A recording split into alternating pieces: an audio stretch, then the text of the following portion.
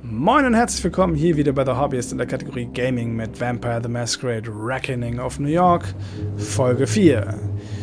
Wir schauen mal, was uns jetzt erwartet. Wir haben hier in Patrick's-Haven übernachtet oder übernachten jetzt, wenn wir auf eine End Night klicken. Yes. Night number 2. December 2024. 6 nights till New Year. Ich frage mich, warum das Spiel jetzt rausgekommen ist und nicht in der Wintersaison. Jetzt zumal sie ja Bloodlines 2 auf 2025 verschoben haben, wäre das ja eigentlich ein cooler Filler gewesen, oder? Keine Ahnung. Mal schauen. Ach so, eine Sache noch. Es gibt ja auch ein Rollenspiel, ein Live-Rollenspiel in Anführungsstrichen, wie heißt denn das noch? Ein Pen-and-Paper-Rollenspiel-Stream quasi, New York by Night von Jason Carl. Und da warte ich schon seit Ewigkeiten auf eine Fortsetzung. Und vielleicht mussten sie dieses Spiel rausbringen, weil es ja auch in New York spielt, um das in der Story bei ihm aufzugreifen, die dann vielleicht im Dezember kommt. Just a thought. Vielleicht werden wir dann überrascht. Schauen wir mal. Es geht weiter. Patrick's-Haven. Night number 2. Rude Awakening. Again and again, it's the same sensation. A sudden plunge into frigid waters, snapping me back to reality. Not exactly a graceful awakening, more of a shit, here we go again kind of moment. In the midst of this routine, there's always that distinctive first touch. The thing that jolts me back off consciousness. This time, it's the gentle rustle of pages turning, a subtle nudge back to the waking world. I crack open an eye and look around. In his derelict armchair, Patrick sits, bent over a heavy tome, pencil in hand, etching through thoughts onto the yellowed pages. His gaze never leaves the text, but he must have sensed me awaken. Good evening. I hope you slept well. As well as one can when their home has been taken away. God, I had so many cushions. Bought them myself, you know. There was even a little fox embroidered on one. How very quaint. I would never have pictured you as one for nostalgia. Yeah, well, you know, you don't know me at all, so I suppose that's fair. So, did I snooze through anything noteworthy? He jots down on last note and carefully closes the book before finally glancing up at me, face unyielding and cold as ice. That would depend on your definition of noteworthy, but I've been pondering on our next steps. Oh, do tell. I've been working for the Anarchs for the past 2 years and forged friendly relationships with some of them, Torque included, although in his particular case I would rather avoid his presence.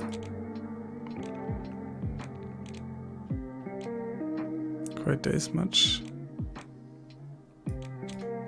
Trouble in paradise? Trouble in the Bronx. Torque is more than occupied with the current goings on with his turf. Ongoings, oder? Egal. He may have neither time nor patience for a visit.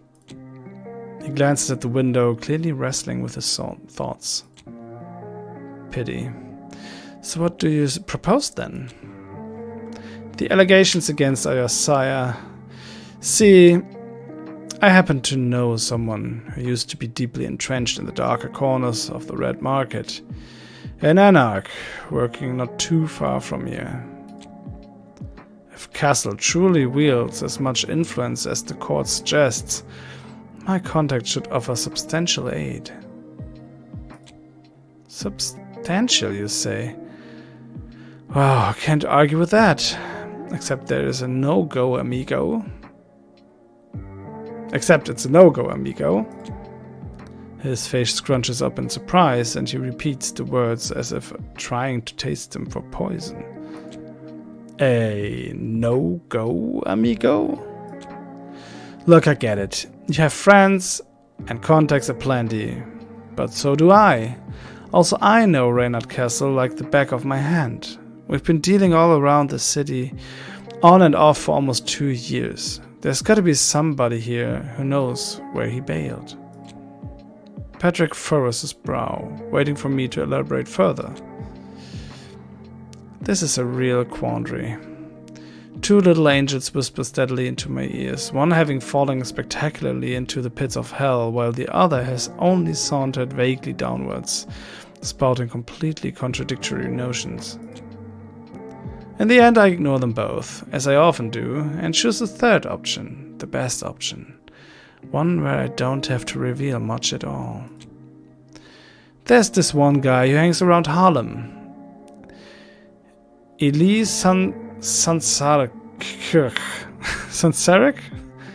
Ellie Sansarek? Keine Ahnung, wie es ausgesprochen wird, sorry. Apparently he's one of the few kindred that didn't burn with hatred for Reynard. So it must mean they were getting along. He tilts his head slightly at the name of my, well, let's just call it a contact. Ellie Sansarek? The serpent? Serpent heißt das etwa, wir haben einen Setiten am Stissel? Mal gucken. Why? Do you have something against them?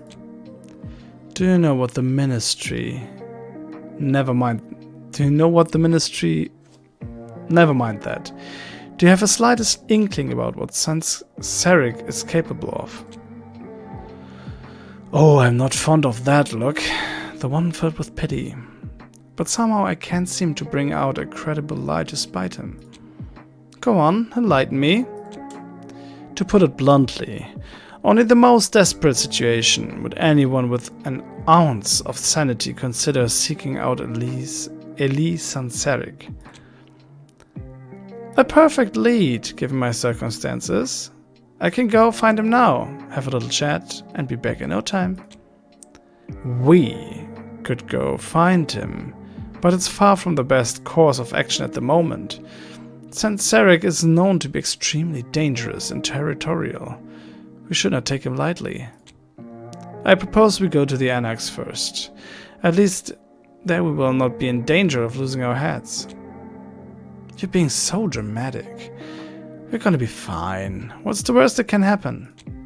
I believe us losing our heads is most definitely in the realm of possibility. We could split the party, you know? Again, we most certainly could not see. I think... Sweet Lord, this guy. Alright, time to kick things up a notch. I fish a weighted coin out of my belt bag. Warum sag ich mal Backbelt? Belt bag. So. Oops, sorry. I think I reached my limit there. How about we just flip a coin? Heads, we go to Sansarek. Tails, we go to Harlem. You mean the Bronx? I hate it when people actually listen to what I say.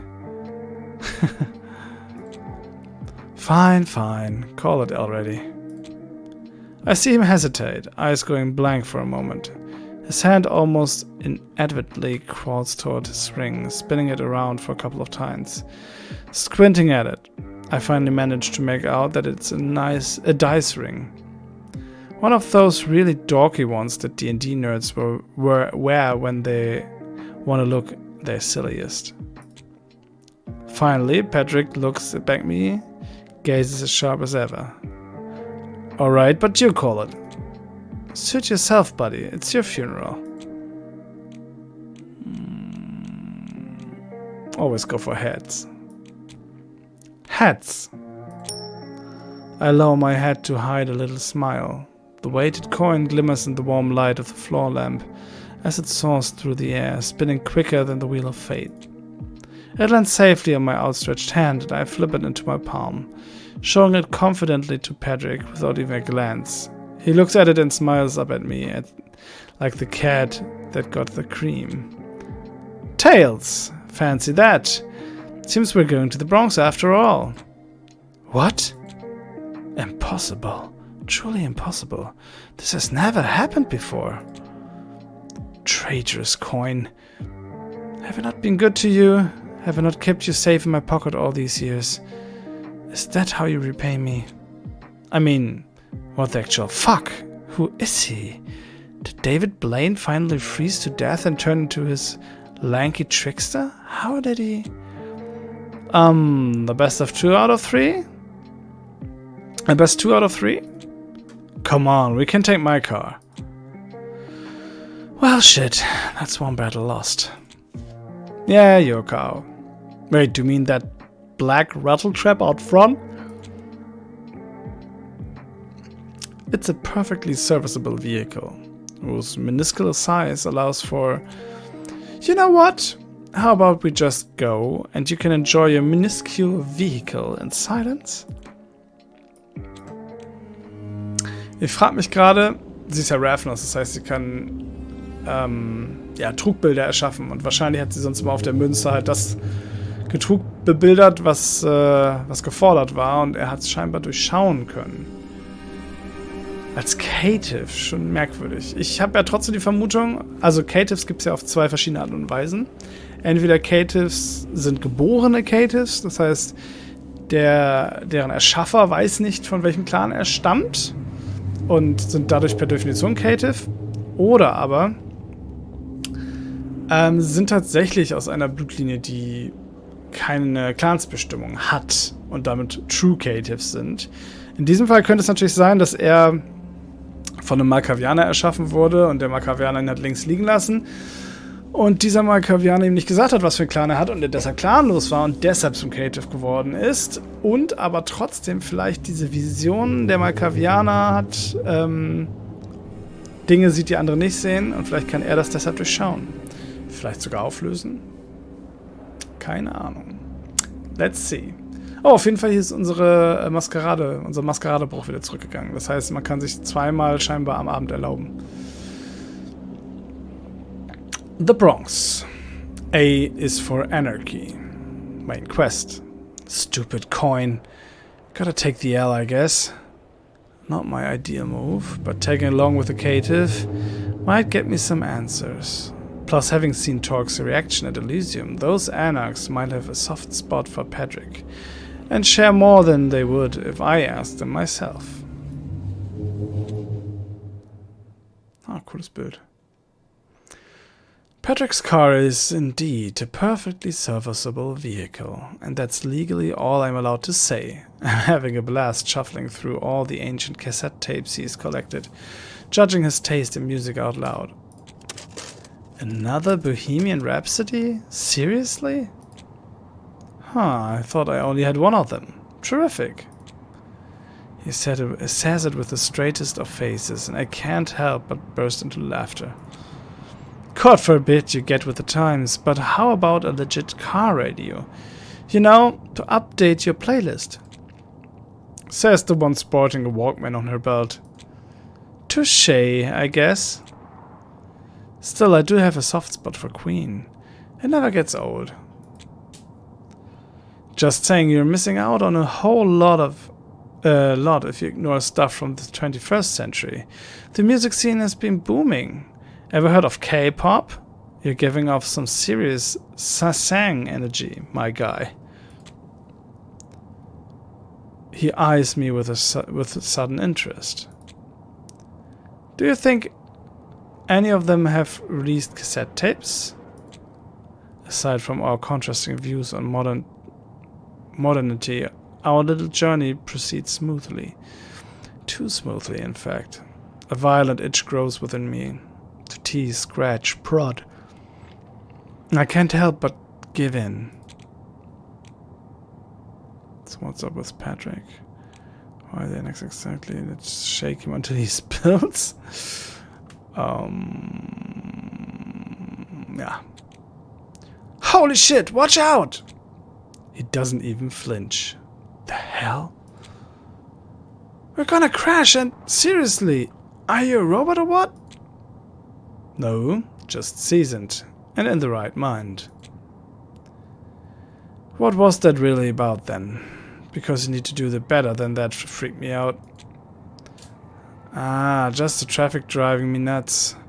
Thought I'd stir up a little chaos, a little bit of anarchy. Is that your subtle way? Is that your subtle way of inquiring about a seemingly touchy subject? You tell me. Then brace yourself for a disappointment. My run-ins with the Anarchs aren't nearly as thrilling as you might hope. I landed in New York about 2 years ago, shortly after I managed to save a handful of kindred, mostly of the Anarch variety, although I do believe there was some Camarilla in the mix. It earned me what I would call tentative trust from talk, and not much else, as you might have assessed back in Elysium. Wow, how noble. So how did you go from kindred hero to Camarilla's goofer? There's a pause if he's genuinely considering the trajectory of his own life. I have a knack for playing peacemaker, apparently. And while talk considers it an asset, the Camarilla thinks it is a chink in his armor. Compromise isn't really in their vocabulary, you know? Oh, I definitely do know. But if you saved some Camarilla kindred as well, why not start with them and curry some favor? They're the fat cats of New York, right? I'm a caitiff, Carly. My kind is not exactly welcome around the ivory tower. A rare feeling of guilt washes over me, even though there's no bitterness in his voice. After a brief, uncomfortable silence, I abruptly change the subject and lead the conversation into a slightly different track.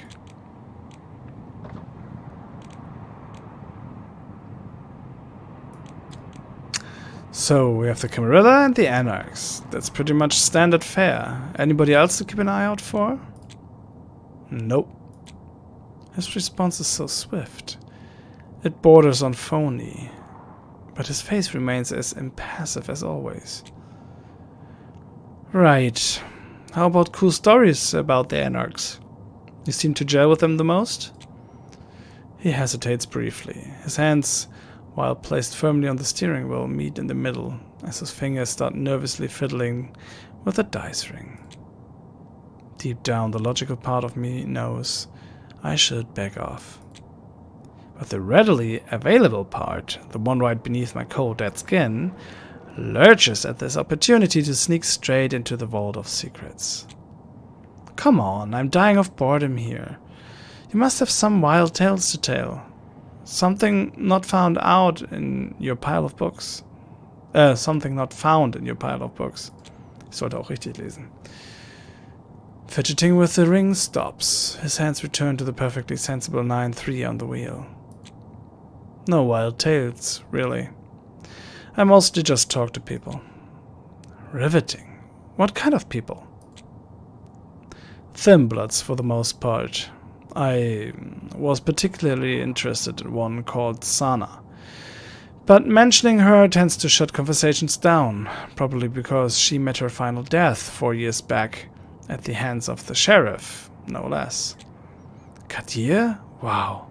She must have really stirred the pot. Well, she did go on a mortal killing spree, but I'm not one to judge whether or not the punishment fit the crime.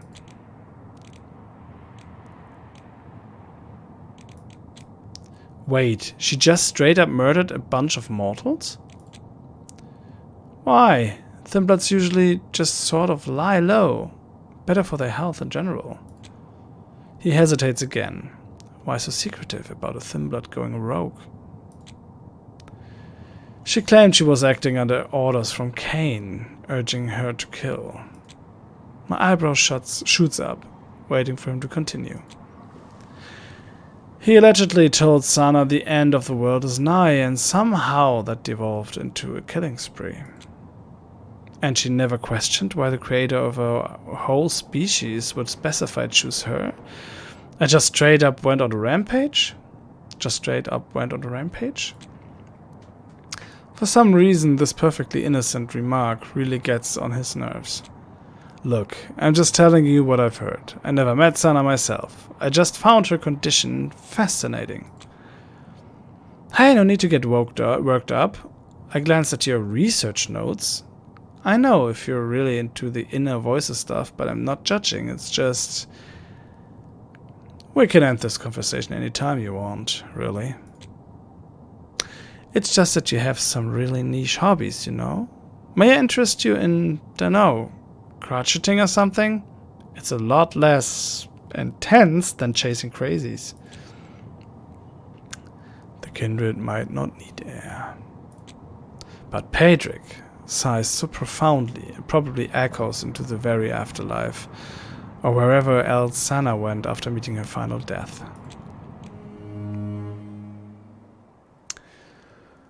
The Bronx. Immer noch A is for Anarchy. Night 2. Weiter geht's. I'm not sure what I expected from an Anarch outpost in one of the most densely populated cities in America. Maybe a sewer hideaway, sitting right next to the local rats. Maybe a few Prohibition-era cellars, like by a web of secret corridors. Maybe a chaotic squat in a dilapidated brownstone.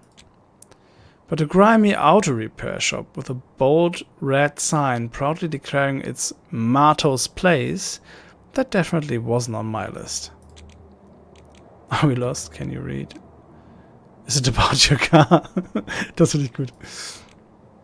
Now, I know I'm not supposed to talk about your perfectly serviceable car anymore, but is this really the right time for your yearly inspection? Ouch. The silent treatment. Pedrick parks carefully, checking the side mirrors to see if he is aligned perfectly with the curb. Finally, with a satisfied nod, he turns the engine off. Let's go. And he gets out of the car just like that. I follow, of course, not because he told me to, but, well, hanging solo in a car at night gets real boring, real fast. Even with Queen daying in the background. Moto, are you here?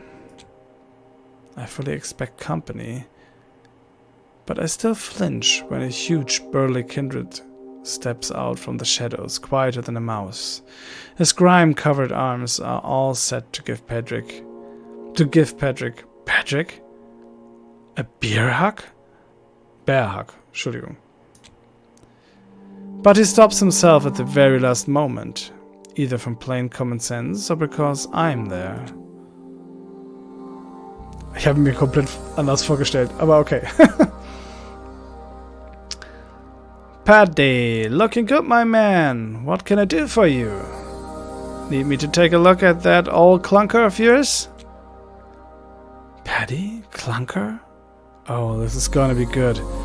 I grin at Paddy, expectantly, only to be met with his gaze full of discontent. My clunker is in top shape, thank you, Moto. Besides, I can see you are rather busy tonight. Still, I hoped you would have a moment for a few questions, though it won't take long. Moto erupts laughter, patting Paddy on the shoulder with a hand as big as a dinner plate. Any mortal would get pulverized by a friendly little pat like that. This gentle giant is truly something else. Anything for you, my man. And speaking of, who is this you've brought? Mato's gaze cuts right through me. His hawkish eyes surprisingly cool and sharp despite his rugged exterior. A split second passes before I realize he's sizing me up and that I'm coming up short. Moto probably wouldn't spare me a second glance if it weren't for Pedrick. Moto, meet Kali. She's got a bit of a situation with the ivory tower, you see. Well, to put it short, her execution is on hold, provided she delivers the council her sire's head on a silver platter.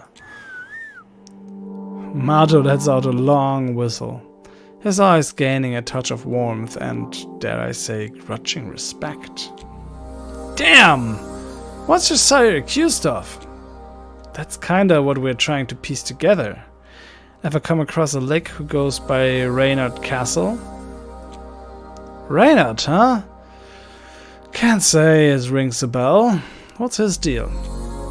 Blood trade, among other things. Patrick says it quietly, sharply, with no hesitation, and I swear I see a bit of vitae drain from Mato's face. He almost drops a dirty rag he's been fiddling with ever since we got here. A tense silence fills the air, stretching like an endless rubber band. Thankfully, just as I'm a second away from blurting out some nonsense to break it, Marco speaks up. I left that shit behind, man, you know that? I know. Believe me, we're not here to dredge up the past. We just need a direction, nothing more, nothing less. Surely there's someone who's still in the loop? Someone who might have heard some rumors? Moto falls silent, avoiding Patrick's eyes. Internally, I'm giving Patrick a standing ovation. I mean, I'm well aware I've misjudged my creative caretaker, but damn if he's not a wire puller. Maybe he could even teach me a thing or two. I get it. It's a difficult situation for you, but I was really hoping you could help me out here. You know I would not hesitate to reciprocate, as I have in the past. Yeah, I know. He seems more resigned than irritated, but still refuses to speak. Eyes downcast, body language borderline deer in headlights.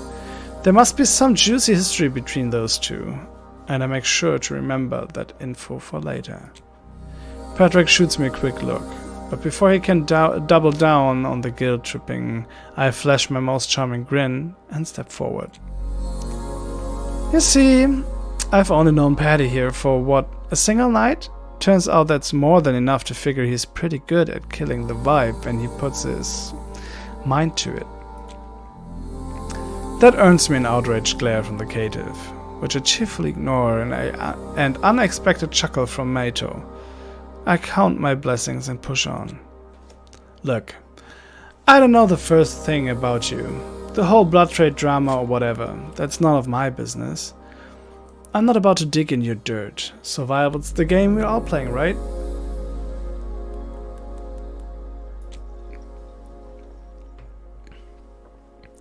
Throwing a Reynard quote out there is kind of cheap, but it tends to work like a charm. So I'll back off. Plus, I'm in a spot where I really can't afford to have anyone else in my town be pissed off at me. Yeah, gotcha. It's just that... No need to spell it out for me. Gnarly pasts are sorta my thing, you know? Let's just drop the whole shebang, right? He nods hesitantly, and I'm not sure if he caught on to my attempt to win him over. I really hope he didn't, cause I've already scanned his workshop and caught a bait or two I can feed him to keep him on the hook.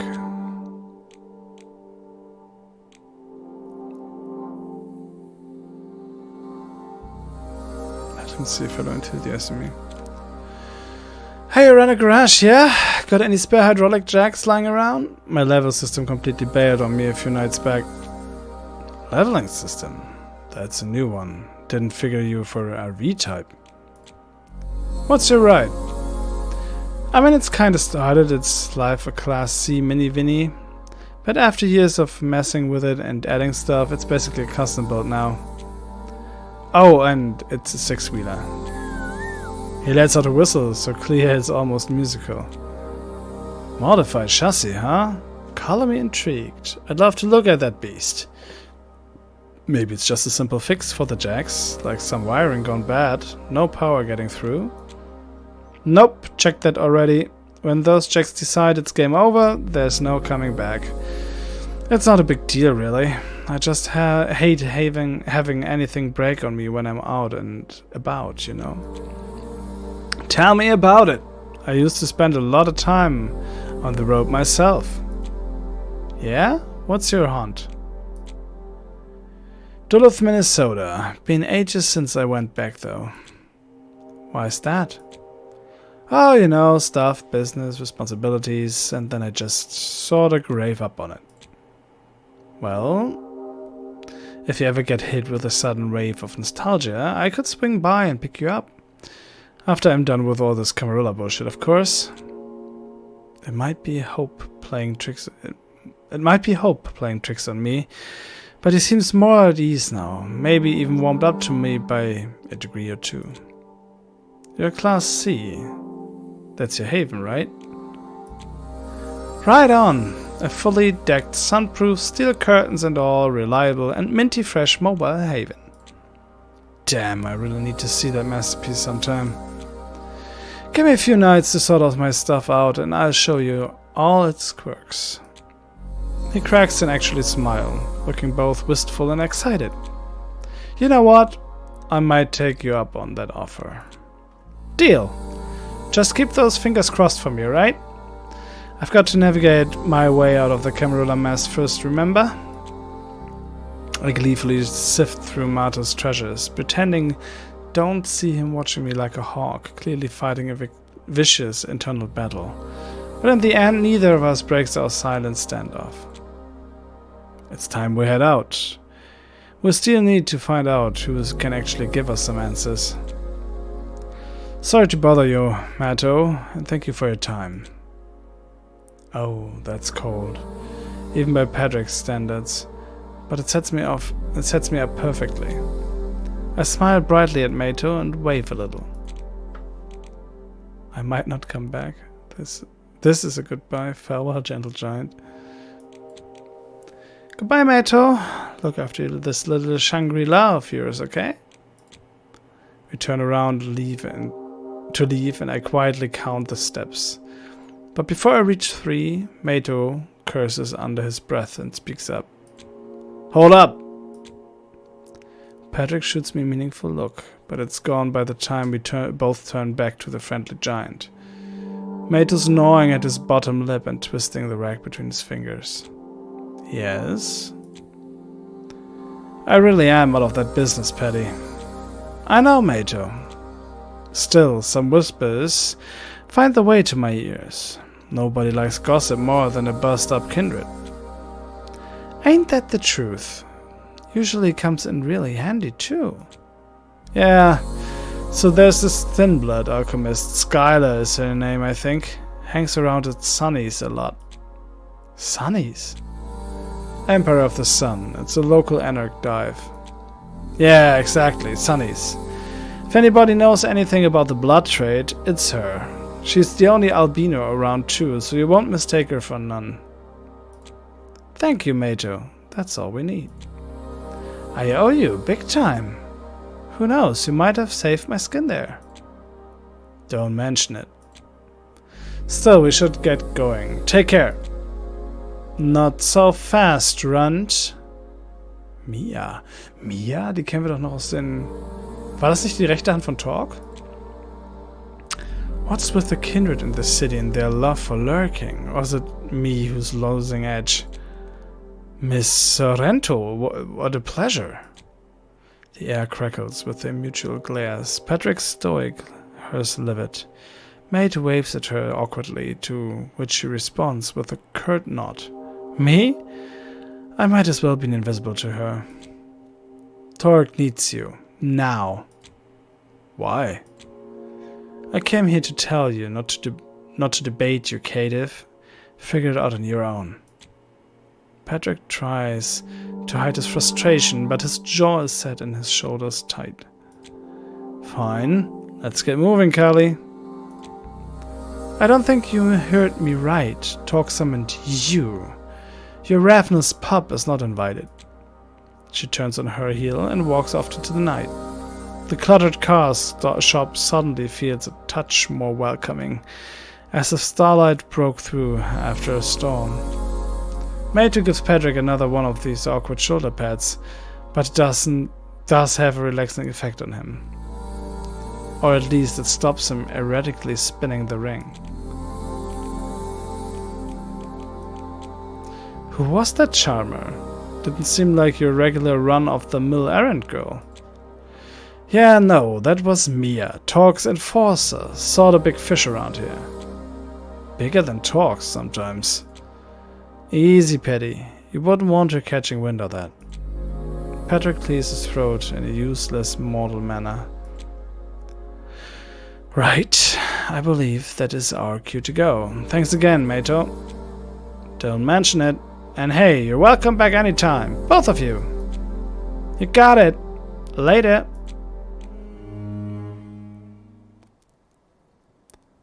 The Bronx.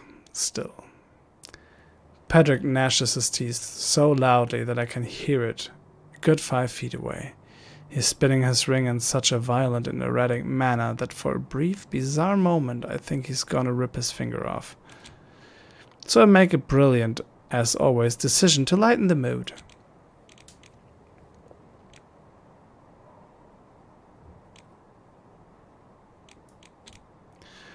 So, on the scale from 1 to I'm over this, how much do you regret getting into politicking right now? About 5. Should die Mitte nehmen. Sitting comfortably on the fence, I see. As expected of a professional mediator. How did that happen, by the way? Is there a seminar for that kind of thing? To tell you the truth, Kali, I'm a bit unsure myself. I'm happy to report that my efforts seem to have worked. Or at least Patrick straightens up and puts his hand in the pockets instead of maiming them with a twisty ring. Still, who knows what his little claws are doing to the lining of this coat. So, what's the plan now? I have to go see Torque.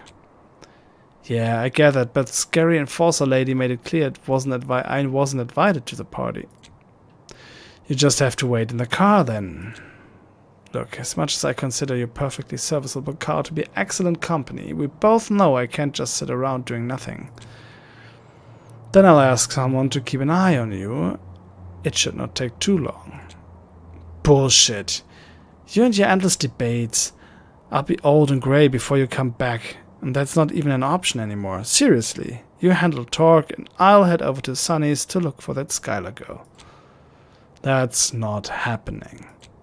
Ah, come on. I've been the very model of temperance tonight. We've only been awake for mere hours. Splitting hairs. I'm heading to Sunny's to wait for you there. Scout's honor. He sighs, rubbing tiredly at his eyes.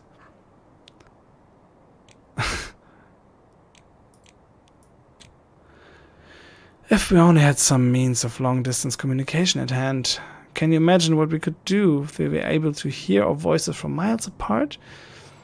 Alas, reality is much more cruel, at least under Camarilla rules. We could always try using pigeons. New York has got no shortage of them. Oh, so you're a comedian now. Hilarious. A shade of amusement crosses Patrick's face, but he manages to swiftly suppress it.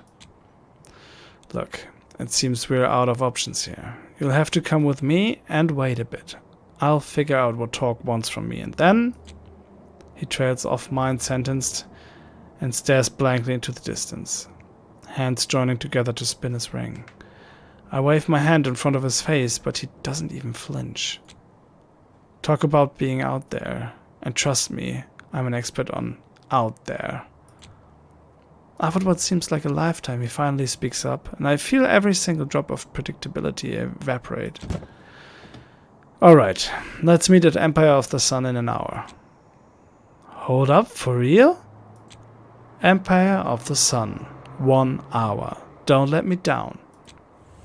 And before I even have a chance to say anything, maybe thanks or crack a joke, he turns on his heel, hops into his perfectly serviceable vehicle, and drives off into the night. I feel right at home, all alone, and without anyone breathing down my neck, surprisingly, to myself and probably to Patrick as well. I have no intention of bailing, not when there's a solid lead waiting for me at Sunny's. But then again, the night is young, lit up and gorgeous, and I'm alone in this city that never sleeps. Why not enjoy the scenic route?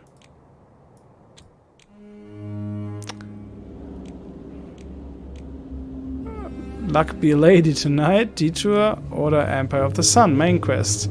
Das werden wir beim nächsten Mal erfahren, wenn es wieder heißt Vampire the Masquerade, Reckoning of New York. Wir haben die 30-Minuten-Marke leicht übersprungen. Aber das macht nichts. Manchmal ist es länger, manchmal ist es kürzer. Ich finde das schon sehr interessant. Ich kann noch nicht so ganz hab noch nicht so den ganzen Grip der Story. Ich weiß nicht, wie es euch geht. Vielleicht kriegen wir ja im Sunnies, also im Empire of the Sun, wie es hier gesagt wurde, endlich mal eine erste heiße Spur auf den Sire von Kali. Tja, wir werden sehen beim nächsten Mal. Bis dann, euer Hobbyist.